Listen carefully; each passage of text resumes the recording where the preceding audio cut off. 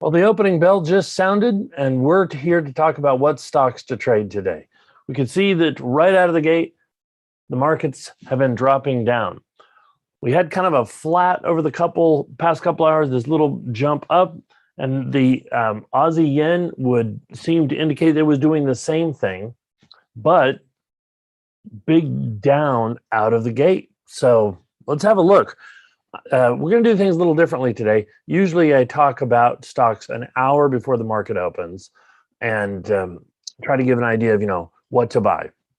Well, we're going to do it in real time here with the markets being open. And for the first 30 minutes, we're going to be assessing and looking what's going on with the idea that we're going to have a trade recommendation by the end of the 30 minutes. Now, my expectation is that Home Depot will be the stock to trade today because of the way the markets ended last week. I'll take you through a little bit of that, but we'll also look at what's actually happening in the markets and whether or not there's a chance for Home Depot to continue going. All right. So with that, I'm going to share my screen and we'll get to it. Actually, I've already got my screen shared. Let me go to the chart, which looks over the last week, the way things closed. So here is the S&P 500 compared to the VIX, okay? And the importance of this is that the S&P 500 is trending higher, and the VIX is, by stepwise, we can kind of see that it is going down. That's as it should be. It's always supposed to go the opposite, compared to it's supposed to be inversely correlated, right? If SP is going up, VIX is going down, right? But in the past few days, look at what has happened here. This has gone higher and then not quite made a new high yet. And this has not gone lower. See, we would expect these days, they're the same. We would expect them to have gone dramatically lower because this has gone dramatically higher. And then right here, we're almost back up to that old high, and yet the VIX is not down near its old low. So option traders are kind of holding on to a little bit of fear, a little bit of worry that it could really move downward. Okay, hey, can you hear me now? Is my sound working? Just little feedback there. It looks like when I started off, I didn't have any sound. Can you hear me now? Oh, good. Okay. Thank you. Glad to know it. All right. So we recognize that with this little bit of fear, it could be, an explanation of why things were jumping down. We notice right here, though, just the past couple of minutes. I'm going to zoom in on this.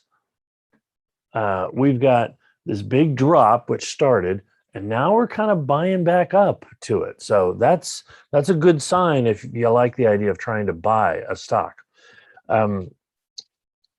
On the class that I taught this last weekend, we talked about looking for low cost stocks that had real opportunities to move up, low cost growth stocks.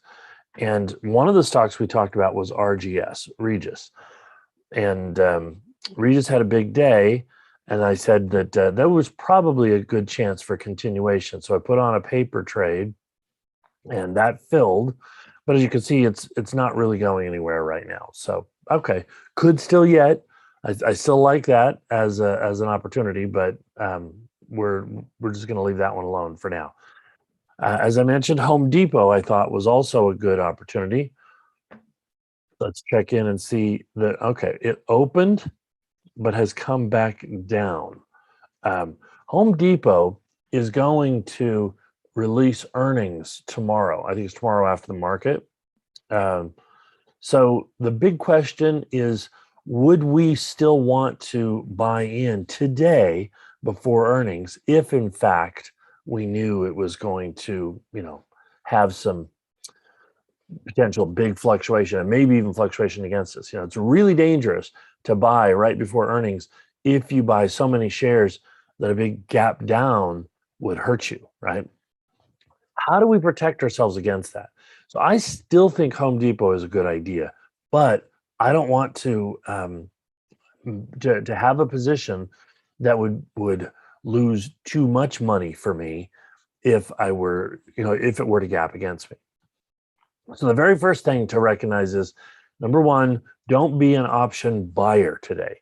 Well, unless you're going to be buying a butterfly spread. I don't know if we'll have time to get into that, but options, increase their relative price, the relative pricing going into earnings, and then they drop their relative price, the time value, the volatility pricing, that drops. Independent of whatever direction they go, the value of those options drop. That's called the volatility crush. And it can be very significant, usually about 40%. I say usually, oftentimes it can be 40% of the price of the option.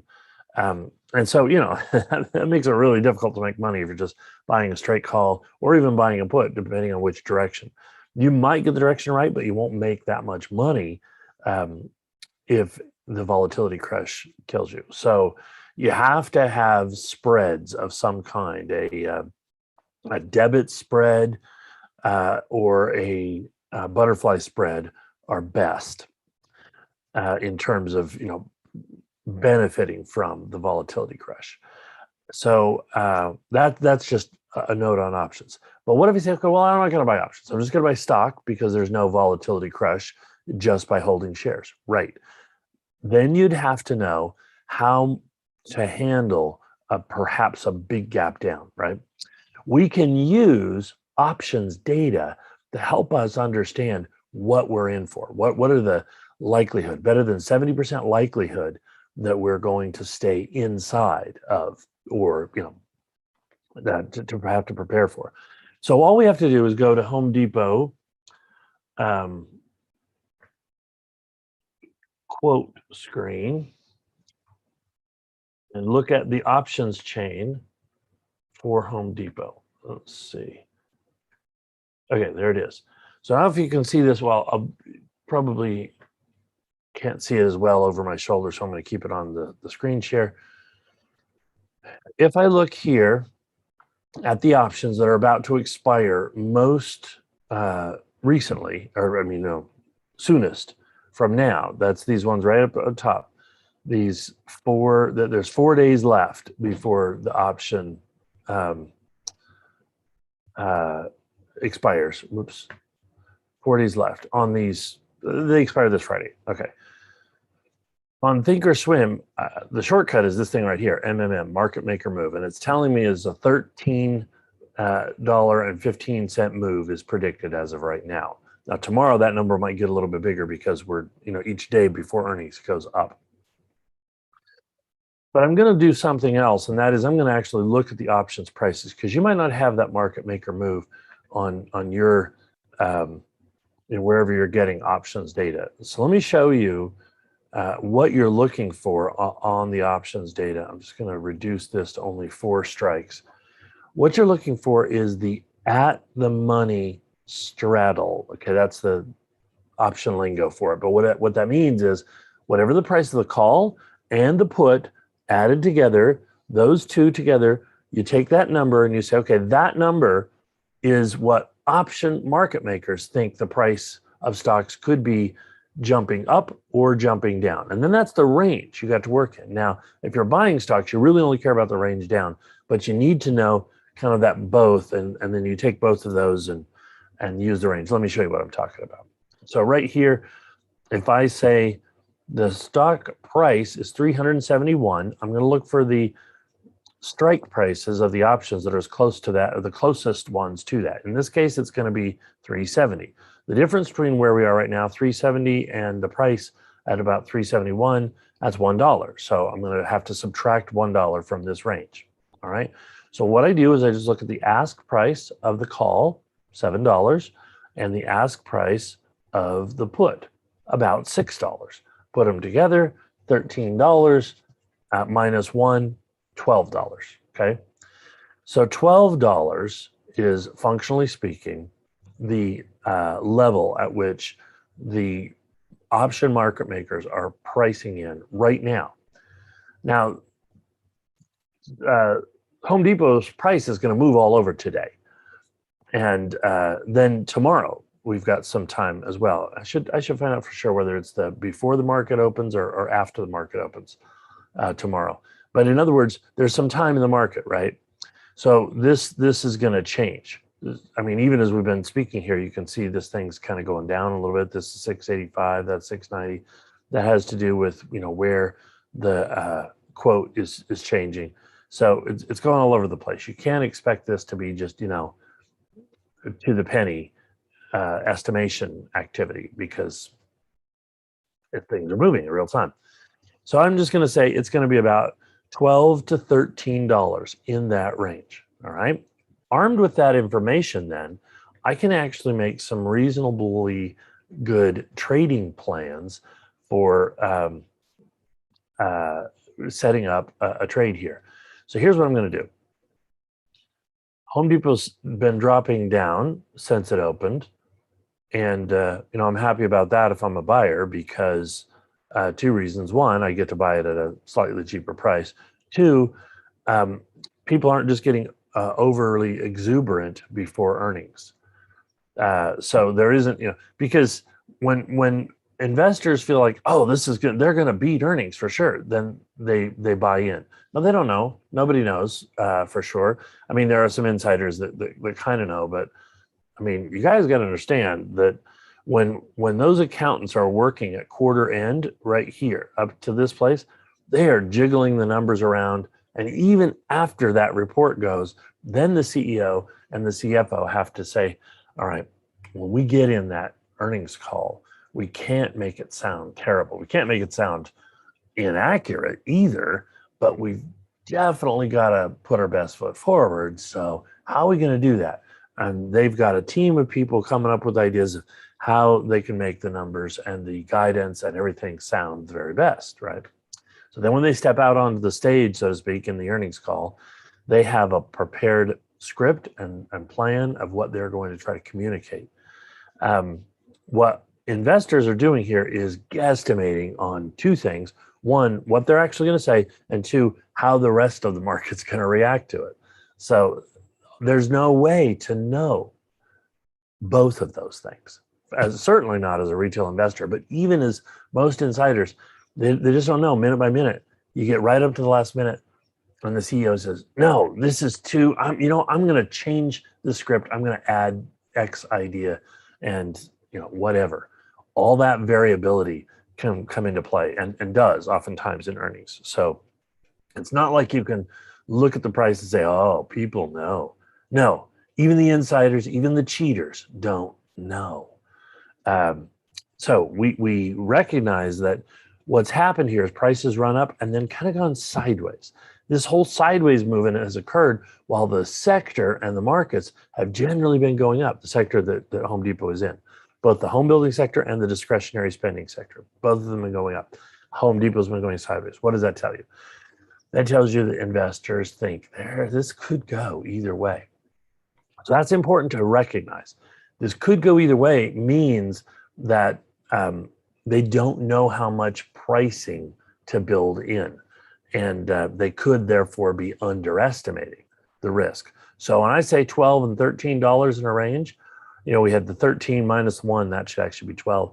But the market maker move estimated by Thinkorswim has it up around 13. I think that's right. I think you got to pad it a little bit, because with this sideways move, there's just that's the market telling you we don't know what's going on. Now, it could be saying we think it's going to be mild and inconsequential. Okay, but I look at this move here, 327 to 372. That is a very substantial move, and so whoever is buying the shares through here expects Home Depot is going to have a great quarter. If they didn't have a great quarter, that some of that is coming off. So I think you've really got an opportunity for a big move either way. I think they're going to report having a good quarter. I believe that because home prices in the US continue to go up, meaning the demand is there. And if the demand is there, then Home Depot is a busy store. Plus, I've been in Home Depot a couple of times myself the past month, and it was busy. It was busier than any time post-COVID. And I didn't think it was a particularly it was middle of the day, middle of the week, and there was lots of people there. Where it wasn't a lot of Christmas shoppers, So anyway, I think that they're probably going to have had a good quarter, that they're going to beat estimates. So the estimates are $3.41 per share. And if I do this, if I look for the financials and I say income statement, balance sheet, statistics. Yeah, if I just go price to earnings, and then if I also do gross profit, operating expenses, operating income, balance sheet, cash flow. No, not cash flow. I guess it's back on statistics. I'm looking just for EPS, earnings per share.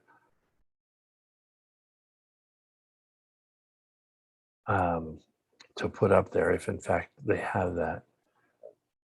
Yeah, EPS estimates, that'll do.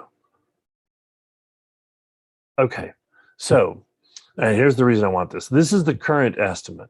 What was the previous estimate, right? Previous estimate was higher. So that's what I'm looking for is see, you like it when the company's getting better and better and it's growing. Well, last quarter, the estimate was that they were going to be making $4.45 a share, and they're going to drop a whole dollar per share. So 25% less money this quarter over last quarter. Seems like kind of a highly reduced estimate. And if I went back and searched through the news, I'd probably figure out why that was. Here's the thing, though. They beat their estimate last time. Now part of this, of course, is the seasonal revenues, right? August, that was May through July, and people are feeling like, well, that's the time when home building happens, at the beginning of the summer. All these people come in and they're buying gardening tools and stuff. It's the fall. It's not, they're not coming here. I don't know. I feel like, let's see, if we go back and look at seasonal. So, yeah, Q3, and then there was that step down for Q4 and step down for Q1. So it's probably just reflecting a seasonality of investor expectations that they're saying whatever it's fall. People don't spend as much money at Home Depot in the fall as they do in the early summer. But that drop, that's a big drop. See, I think that makes it just a little bit more conservative than it has to be. So last year they didn't drop that much, right? So I feel like that there's an opportunity for Home Depot to beat this estimate, whatever it is. And if I look at this thing right here, price earnings, this is the price compared to the earnings each quarter and so forth. See, notice this as the price runs up, right? We get to this new high. We've hit a brand new high in the price. But the ratio hasn't gone up to a new high. So that's kind of an interesting thing. What does that mean for you as the person looking at this? Well, if the price earnings ratio is being driven just by the price, then you would expect this lower line to look exactly like the upper line. In other words, the value of the shares isn't really changing. It's whatever the price is, that's right. It's fair value. But see, what's happening here is because this isn't up making a brand new highway up here, the price so this price is going up, but the earnings are going up even stronger, which means that people aren't valuing the company as highly as they were. They were valuing it at the ratio up here at 27 times earnings. Right now, they're valuing it at just barely 26 times earnings. I mean, that difference isn't that much. But what it does say is, again, it's giving us an opportunity to believe that this thing could jump. Because, it's like, whoa, Home Depot is worth 27 times earnings, not 26. Great. If the earnings are better than we expected, then that means they're going to jump up to 26, whatever that number is. Plus, maybe they say, well, maybe they're worth 27. I mean, it's kind of a weird thing, but I don't know if we have the SPY. Does it have the, no, it doesn't have PE ratio for the SPY. So all I'm trying to say really is Home Depot's valuation at a fundamental level is not overly high. I'm not sure what the S&P 500 average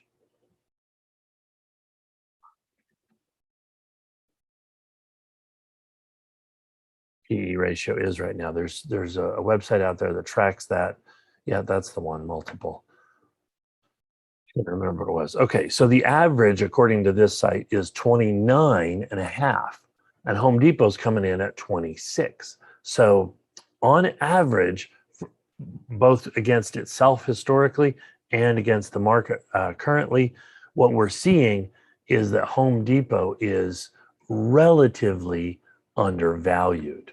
Okay, so that's just both of those things are giving us the potential to believe that Home Depot could make a jump if in fact it goes. But if I'm waiting for that jump, how much of a drop do I have to put up with if I'm wrong? And the answer we already figured out was $13.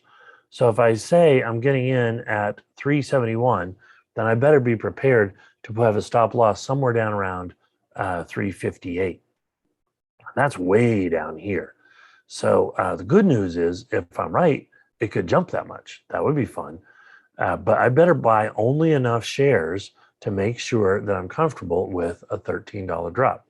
So if I'm going to put this on in my paper trading account, I'll just show you my paper trading account balance is at 235 right here. And I want to risk no more than 1% of it. Now just move the decimals. If your actual trading account is say only 25,000, then just 1/10 of these numbers would be appropriate. If it's only 2,500, then 1/100th of the share size. So you get the idea. But my point is that what I'm going to do is specify my stop loss has got to be bigger than $13. In fact, I'm going to go 1350. Oops.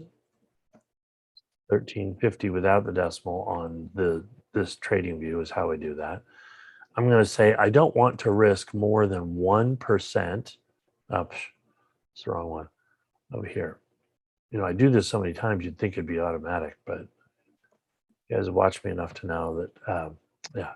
So I'm just going to go 1% risk, and that tells me I'm going to risk $2,347 on a $235,000 account.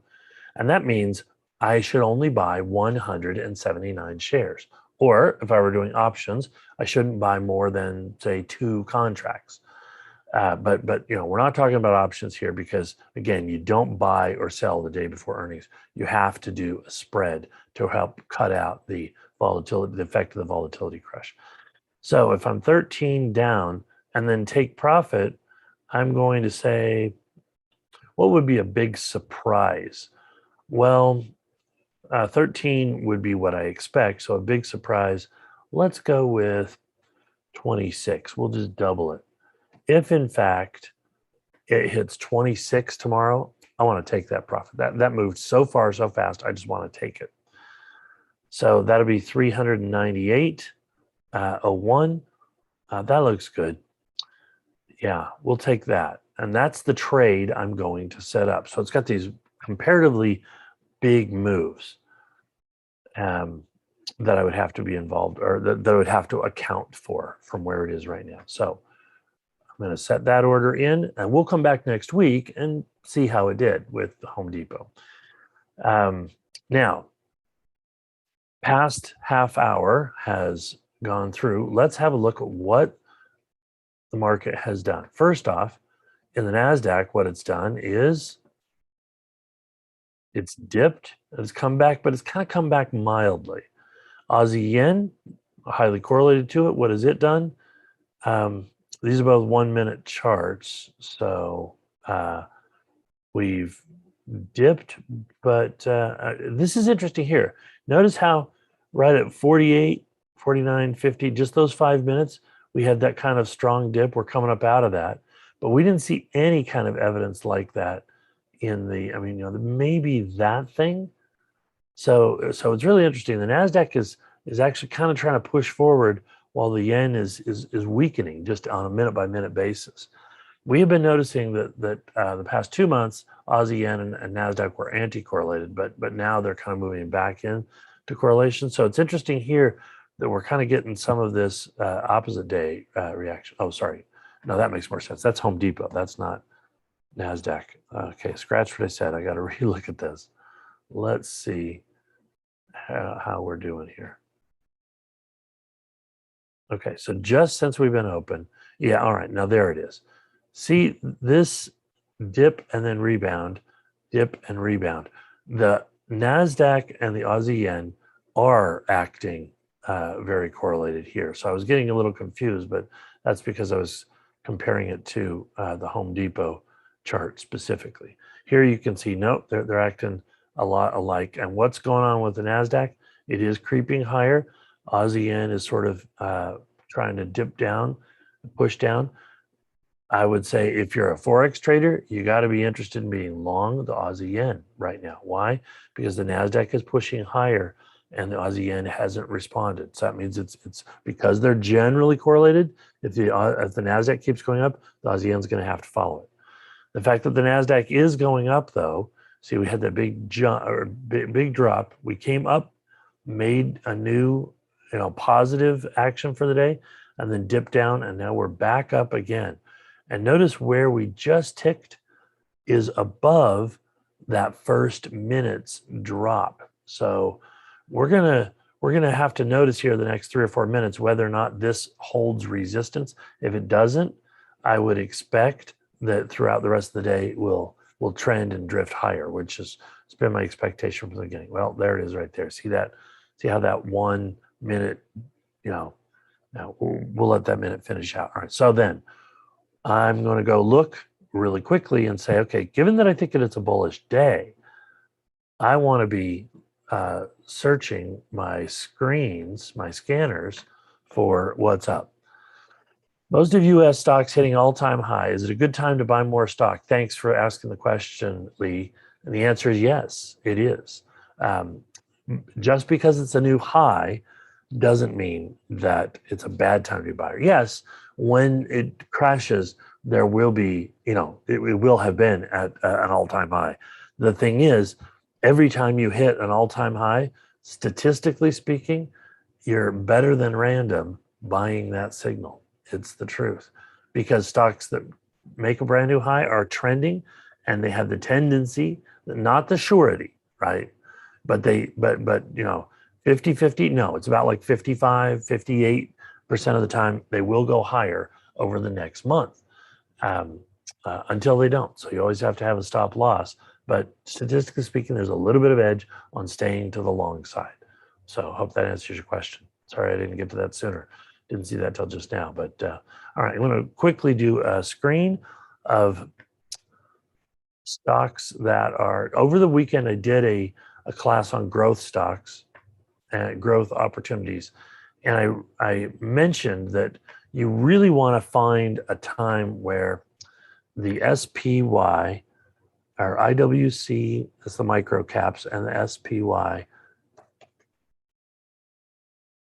comparison, relative strength comparison. Sorry, I got too many. Here we go. Is trending above its moving average, which it is right now.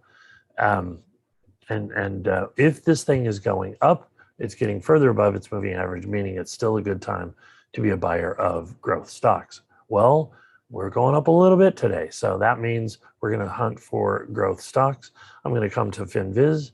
I've got my growth stocks screener on here, and I don't have time here in this last couple of minutes to say what I'm screening on, but you can see right here, take a screen capture and then go back and look at my FinViz characteristics.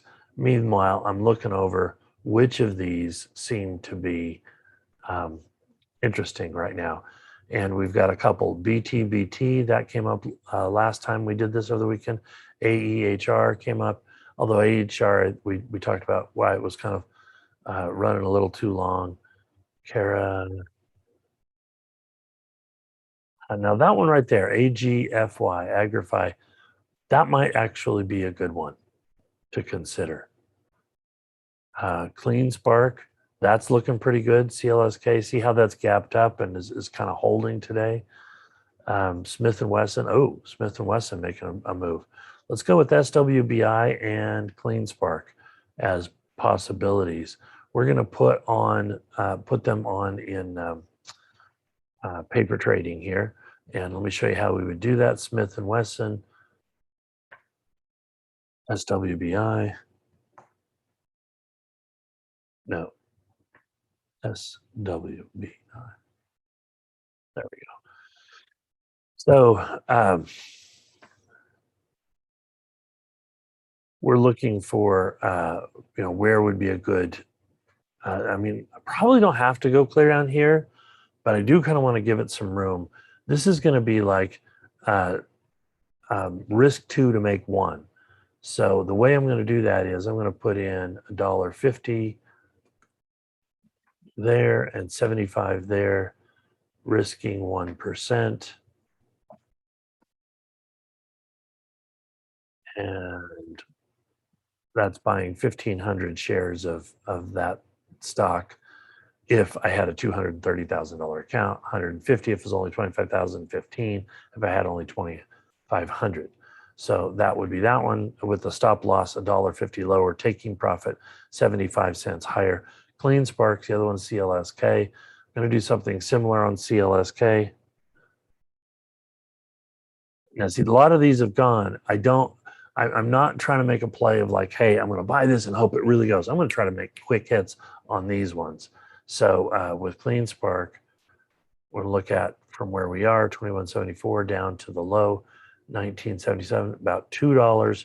I'm going to put a $2 stop loss. And I'm going to make a take profit of $1. Now, if you thought, hey, this is a growth stock, I want to buy it, I want to let it run all the way up and all that kind of stuff, then you wouldn't do that. You'd just put on the stop loss and not put on the take profit, and then you'd let it run.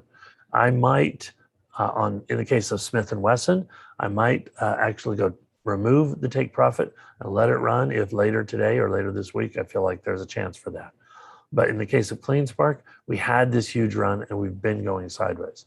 So the chances of it continuing to go, I mean, it could, but I think the chances of it just making another dollar higher, just kind of getting back up to resistance, are really good. So that's what I want to do. Risk 2 to make 1, just boom, grab that little bit and be done with. So risk amount, 1%. And I am set. We will come back next week and see how we did. Home Depot, Smith & Wesson, Clean Spark. Until next week, take care and trade well.